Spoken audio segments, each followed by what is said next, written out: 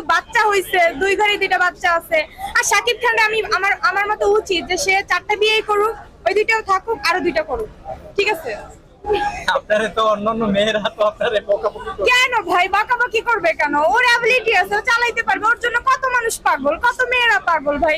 বিয়ে করলে আচ্ছা সমস্যা কি? তাইলে আপনার একটা প্রশ্ন করি, আপনি কি শাকিব খান যদি তৃতীয় বিয়ে করে আপনি করবেন? অবশ্যই করবো, কি বলে ভাই, করবো না কেন?